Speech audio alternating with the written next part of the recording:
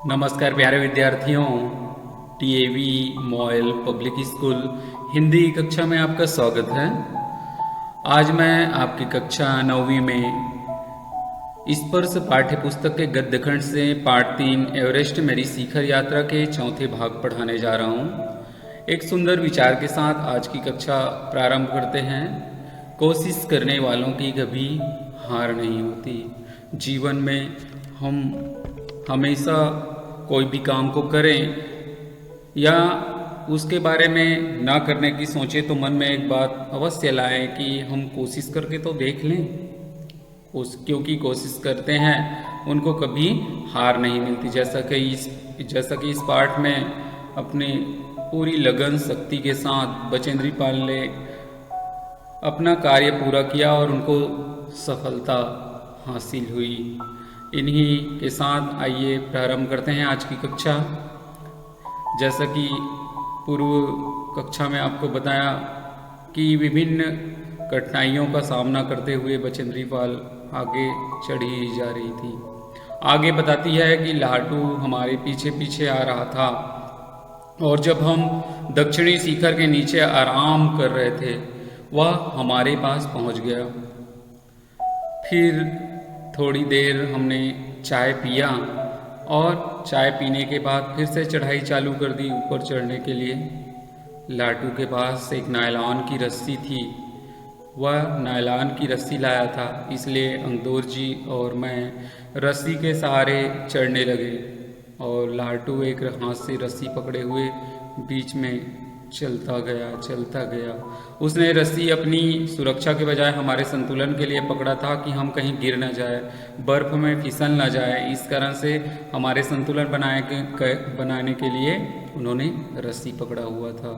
लाटू ने ध्यान दिया कि मैं इन ऊंचाइयों के लिए सामान्यतः आवश्यक 4 लीटर ऑक्सीजन की अपेक्षा लगभग 2.5 लीटर ऑक्सीजन प्रति मिनट की दर से लेकर चढ़ रही थी।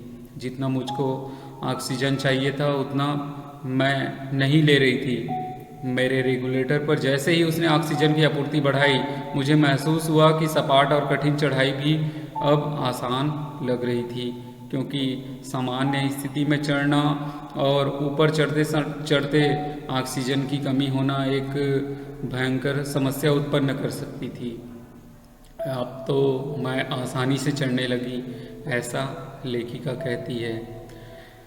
बचेंद्री पाल आगे कहती है कि दक्षिणी शिखर के ऊपर हवा की गति बढ़ गई थी। ठंडी ठंडी हवा, इस ऊंचाई पर तेज हवा के झोंके भुरभुरे जो बर्फ के कण हैं उसको चारों तरफ उड़ा रहे थे। इस प्रकार से आसपास के जो दृश्य थे वह हमको दिखाई ही नहीं दे रहे थे आगे क्या है।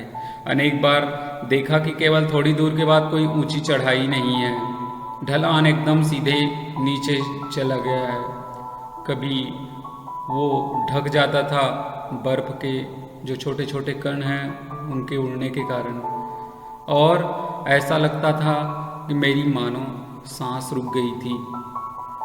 मुझे विचार कौंधा कि सफलता बहुत नज़दीक है। मैं ऊपर शिखर तक पहुंच ही गई।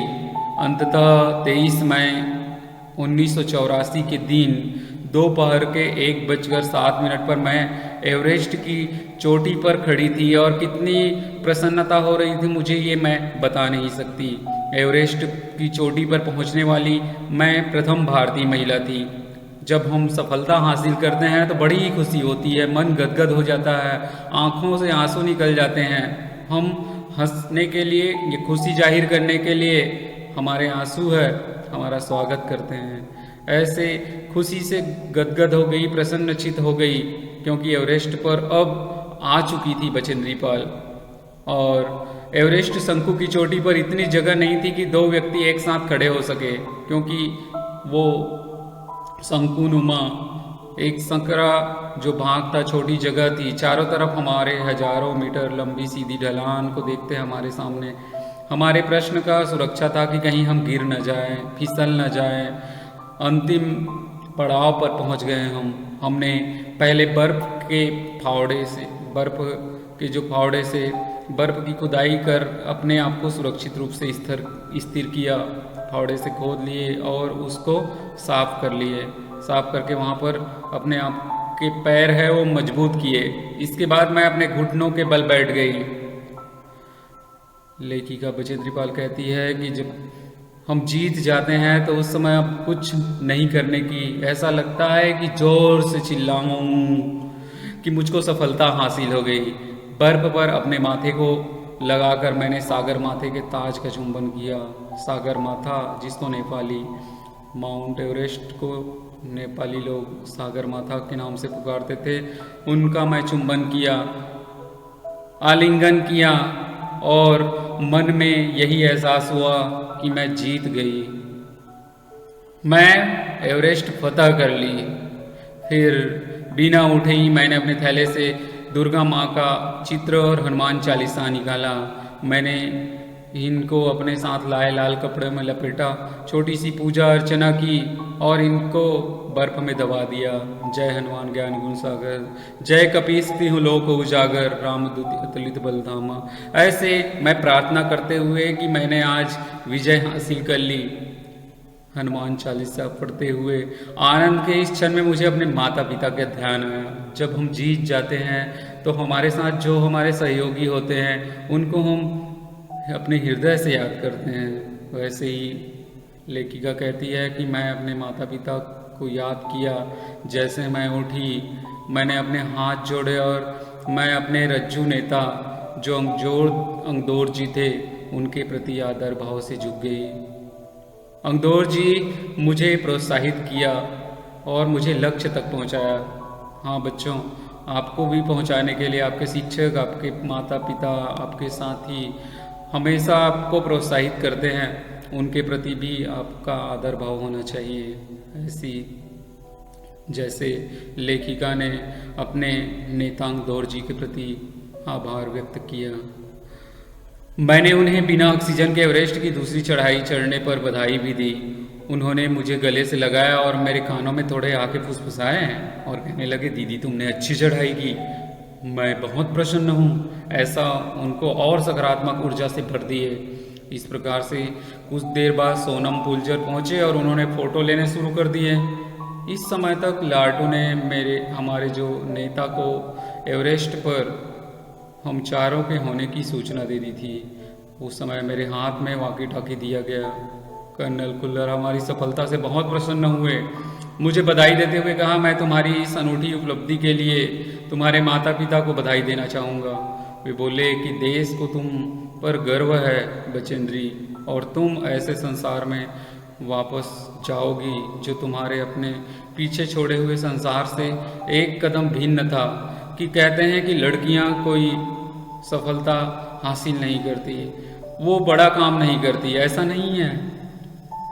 चाहे लड़की हो या लड़के हो, वो बड़ा काम कर सकते हैं यदि मन में उनके जज्बा हो। इस प्रकार से बचेंद्री पाल का हृदय प्रसन्नता से भर गया। बच्चों, आपको भी बहुत सारी जो कठिनाइयों का सामना जीवन में करना पड़ता है, उसको करना है, तभी तो सफलता मिलेगी और आप जीवन में एक नया मुकाम, नए लक्ष्य हासिल करेंगे। तो आशा करता हूँ कि आपको बचेंद्री पाल की जो कहानी है, उनकी सच्ची घटना है, बहुत अच्छे से समझ आया होगा। आइए आत्मविश्वास और हिम्मत से संबंधित एक कविता आपके सामने प्रस्तुत कर आज की पाठ हम यहीं पर समाप्त करेंगे। रामधारी सिंह दिनकर जी की यह जो कविता है बहुत ही प्रसिद्ध है। यह प्रदीप जो दिख रहा झिलमिल दूर नहीं है, थक कर बैठ गए क्या भाई मंजिल दूर नहीं है। चिंगारी बन गई लहू की बूंद गिरी जो पग से, चमक रहे पीछे मुड़ देखो चरण चिन्ह जगमग से। शुरू हुई आराध्य भूमि यह क्लांत नहीं रे राही, और नहीं तो पांव लगे हैं क्यों पड़ने डगमग से। बाकी होश तभी तक जब तक जलता दूर नहीं है, थक कर बैठ गए क्या भाई मंजिल दूर नहीं है। थक कर बैठ गए क्या भाई मंजिल दूर नहीं है। अपनी हड्डी की मसाल से हृदय चिरते तम का, सारी रात चले तुम झेलते कुलिस निर्मम का। एक खेप है शेष किस विद पार उसे कर जाओ, वह देखो उस पार चमकता है मंदिर प्रीतम का। आकर इतना पास फिरे वह सच्चा सूर नहीं है, थक कर बैठ गए क्या भाई मंजिल दूर नहीं है। दिशा दीप्त हो उठी प्रकाश, दिशा दीप्त हो उठी प्राप्त कर पुण्य प्रकाश तुम्हारा। लिखा जा चुका अनल अक्षरों में इतिहास तुम्हारा। जिस मिट्टी ने लहू पिया, जिस मिट्टी ने लहू पिया, वह फूल खिलाएगी ही, अंबर पर घन बन छाएगा ही उच्छ्वास तुम्हारा। और अधिक ले जांच, और अधिक ले जांच, देवता इतना क्रूर नहीं है, थक कर बैठ गए क्या भाई मंजिल दूर नहीं है। थक कर बैठ गए क्या भाई मंजिल दूर नहीं है। बच्चों, ये कविता आपको थकने के लिए नहीं बल्कि जीवन भर सतत प्रयास करने के लिए हमें प्रोत्साहित करता है, और जीवन में आने वाली कठिनाइयों को, छोटी छोटी कठिनाइयों को, जो कि हमें आगे सफलता की राह तक ले जाने के लिए मजबूत बनाते जाते हैं, उनको स्वीकार करना चाहिए और आगे बढ़ते जाना चाहिए। इसी के साथ बचेंद्री पाल की जो वीरता है, बचेंद्री पाल की जो साहस है, बचेंद्री पाल की जो अद्भुत शक्ति है, करने की लगन है, जीतने की जो इच्छा है, उसको ग्रहण करते हुए हम भी अपने जीवन में ये धारण करें कि कितनी भी मुश्किलें आ जाएं, उनको हमको हटाते हुए आगे बढ़ना है। आइए अब अपनी अभ्यास पुस्तिका निकालकर दिए गए प्रश्न का उत्तर अपने प्रायोजना पुस्तिका में लिखेंगे। पीटी उषा और आरती साहा की संक्षिप्त जीवन परिचय उनके चित्र सहित अपनी प्रायोजना पुस्तिका में लिखिए। आज के लिए बस इतना ही। बहुत बहुत धन्यवाद, और अगले वीडियो में अगले विषय के साथ पुनः मिलते हैं। तब तक के लिए आप घर में रहिए, सुरक्षित रहिए और अच्छे से अपने विषय की पढ़ाई कीजिए। आज के लिए इतना ही। बहुत बहुत धन्यवाद।